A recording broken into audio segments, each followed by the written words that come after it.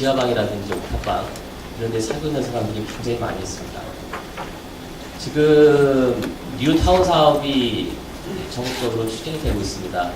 전국 한 80개 정도 지구에서 지정이 돼서 추진이 되고 있는데, 이 뉴타운 사업에 들어가 있는 뉴타운 사업을 통해 가지고 자기의 주거 환경을 조금이라도 개선해 보고자 하는 욕구가 있는 사람들 굉장히 지금 많이 있습니다. 그렇지만은 우리나라가 지금 그 뉴타운 사업도 지금 여러 가지 상황에 따라서 어려움을 맞고 있습니다.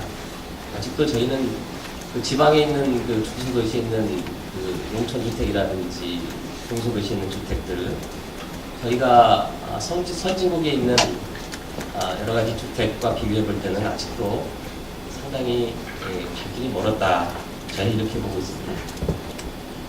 그리고 또 하나의 그 주택시장에서 중요한 지표로 볼 수 있는 것이 바로 이 부담 능력이라고 하는 어포더빌리티입니다. 소득 대비해가지고 집값이 과연 적정한 수준이냐.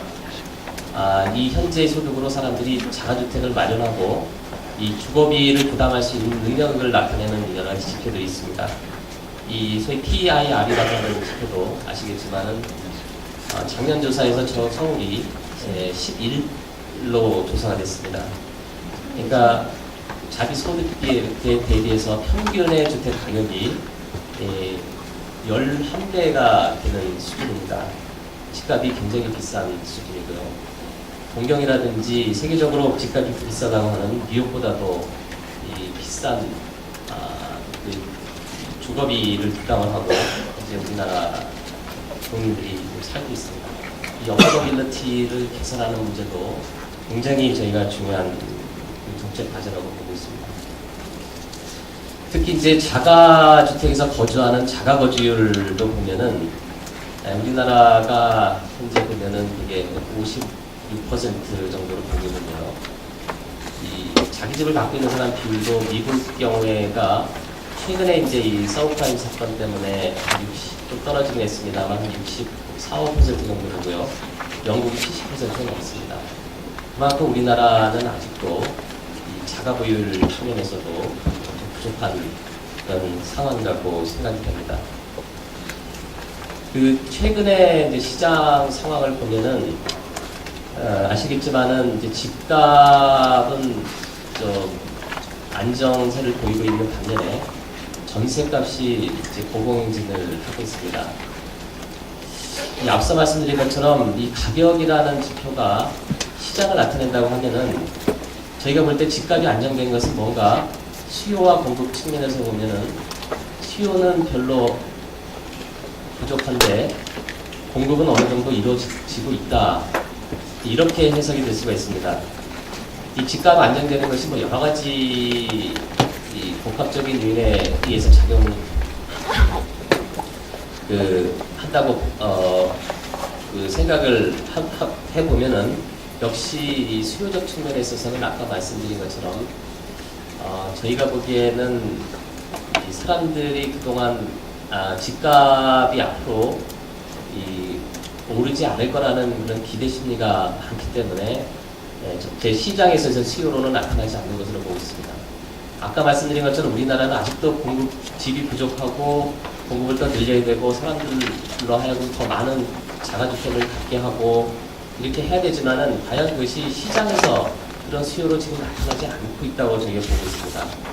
그만큼 이것은 사람들에 대한 기대 심리도 있고 또 그동안에 2005년부터 2007년 사이에 집값이 너무 올라가지고 사람들의 주택의 구입 능력들이 상당히 많이 떨어진 거 아니냐. 그리고 여러 지적도 나오지만 아직도 우리나라의 그 가계부채 비율, 그러니까 자기 소득에 비해서 가계부채 비율이 우리나라가 142%입니다. 굉장히 높은 수준. 외국이 한 80, 90%에 비해서 굉장히 높은 수준이기 때문에 결국 자기 부담 능력이 좀 부족한 거 아니냐라는 생각입니다. 그리고 사람들이 아직도 집값이 좀 높은 수준이 아닌가라는 그러한 생각을 갖고 있는 것이 아마 이제 집값 안정의 원인이 아니겠느냐. 물론 이제 보금자리 주택이 이제 저가로 공급이 되기 때문에 사람들이 이제 이 집값 안정에 대한 기대 심리라든지 이런 것들이 많이 작용한 측면도 좀 있다고 생각이 됩니다. 반면에 전세 문제는 저희가 볼 때 이 전세 수요가 지속적으로 나타나고 있다. 따라서 이에 따라서 전세값이 오르는 거 아니냐 이렇게 생각이 됩니다. 저희가 이제 시장 조사를 해보면은 사람들이 이 집을 안 사겠다, 전세로 살겠다라는 그런 수요들이 의외로 굉장히 많은 것 같습니다.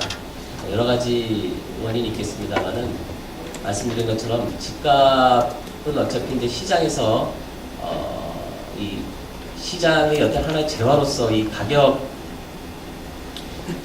상승에 대한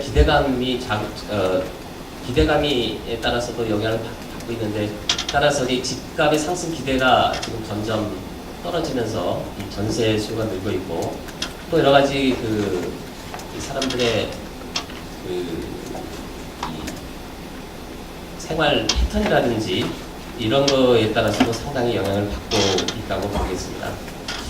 그래서 관건은 과연 이러한 현재의 그런 시장 그 현상, 이런 것들이 앞으로 계속될 것이냐.